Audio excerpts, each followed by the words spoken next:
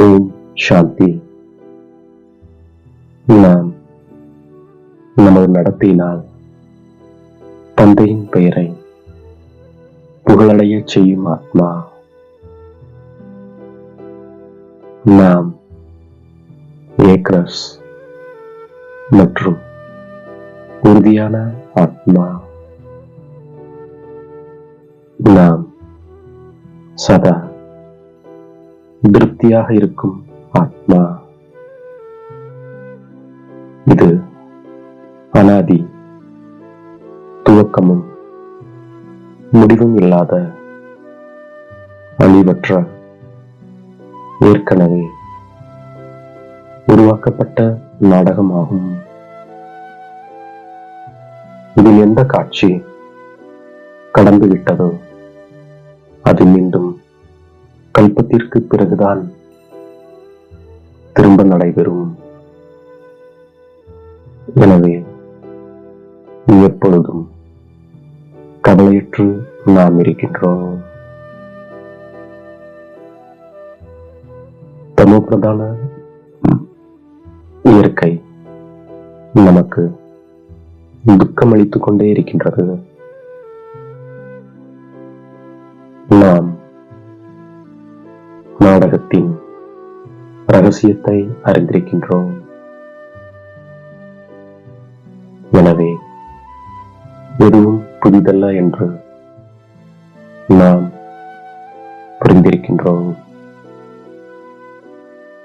இப்பொழுது நம் மீது ஞான மழை பெய்து கொண்டிருக்கின்றது.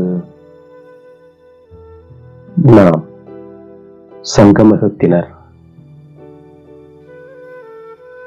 நம்முடையது ஒரே ஒரு வழியாகும். ஒரே ஒரு வழி பகவானிடமிருந்துதான் கிடைக்கின்றது. பகவான் இருப்பதை அனைவருக்கும் சத்கதி அளிக்கும் வள்ளலாக.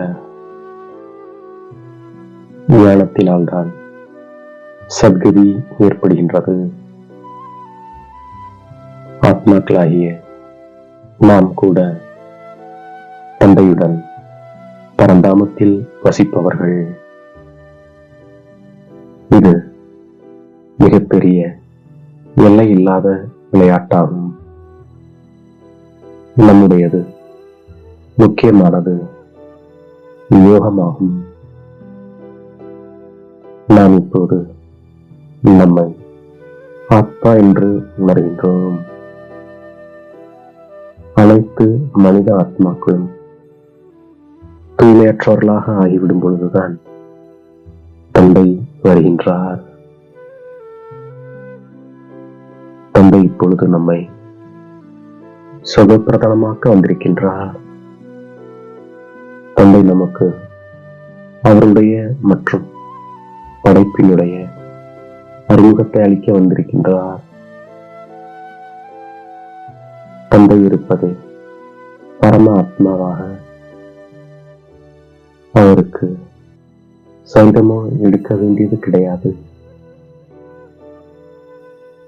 அவர் அனைத்து ஆத்மாக்களின் தந்தை ஆவார். நமக்கு இரண்டு தந்தை இருக்கின்றார்கள். ஒன்று நிராகாரமானவர், மற்றொருவர் சாக்காரமானவர்.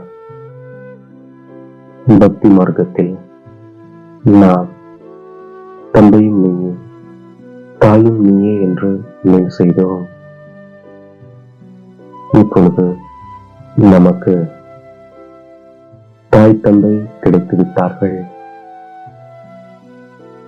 அவர் நம்மை இப்பொழுது தத்தெடுத்திருக்கின்றார். இவர் எல்லையில்லாத தந்தையாவார். பகவான் படைப்பை படைக்கிறார்.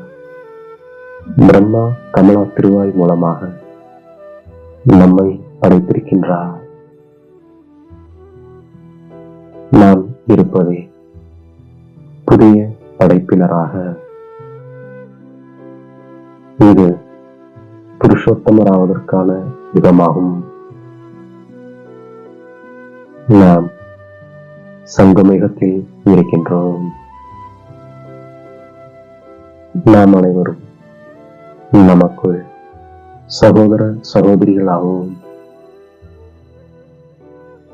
நாம் நமக்குள் மிக மிக அன்புடன் பால் பாயாசம் போல இனிப்பாக இருக்கின்றோம். நாம் ஒரு தந்தையின் குழந்தைகள்.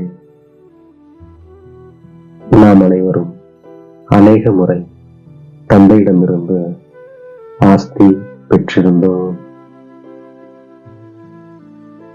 இப்போது ராவணன் மீது வெற்றி அடைகின்றோம்.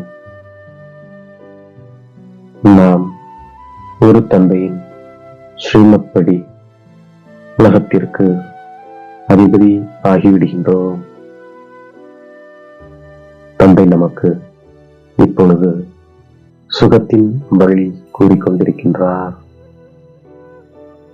நாம் இப்பொழுது தந்தைக்கு எவ்வளவு உதவி செய்பவராக ஆகியிருக்கின்றோம். நாம் புருஷோத்தமராக ஆக்குவதற்காக உதவி செய்பவர்களாக ஆகியிருக்கின்றோம். நாம் ஆத்ம உணர்வுடையவர்களாக இருப்பதால் பூசல்கள் எதுவும் ஏற்பட முடியாது. நமக்கு இறைவனான தந்தை கிடைத்திருக்கின்றார். எனவே தெய்வீக குணங்களை நாம் தாரணை செய்கின்றோம். நாம் படித்து தந்தையிடமிருந்து உயர்ந்த ஆஸ்தியை பெறுகின்றோம். இல்லற விவகாரங்களில் தாமரை மலர் போல தூய்மையாகவும் பால் பாயாசம் போலவும் இருக்கின்றோம். இதுவும் நம்முடைய ஈஸ்வரிய குடும்பமாகும். நாம் இப்போது அன்னமாக ஆகின்றோம். பிறப்பு எடுத்த உடனேயே தந்தையின் மூலம் என்ன பிராப்திகள் கிடைத்திருக்கிறதோ அதன் பட்டியலை சதா நாம் முன்வைக்கின்றோம். பிராப்திகள் உறுதியானது, நிலையானது எனும்போது தைரியம் மற்றும் ஆர்வமும் உறுதியானதாக நமக்கு இருக்கின்றது. நமக்கு அனைத்து பிராப்திகளின் அனுபவம் சதா முன் இருப்பதால் அனைத்து தடைகளும் அழிந்து விடுகின்றன. சதா புது உற்சாகம், புது ஆர்வத்துடன் நாம் இருக்கின்றோம். நம்முடைய ஸ்திதியும் ஏக்ரஸாக இருக்கின்றது. நாம் இறைவனின் குழந்தைகளாவோம்.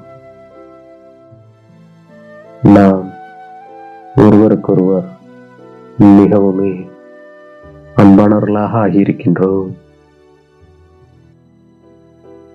நமக்குள் ஒருபொழுதும் உப்பு தண்ணீர் போல கசந்து போகாமல் இருக்கின்றோம். முதலில் நம்மை திருத்திக் கொள்கின்றோம்.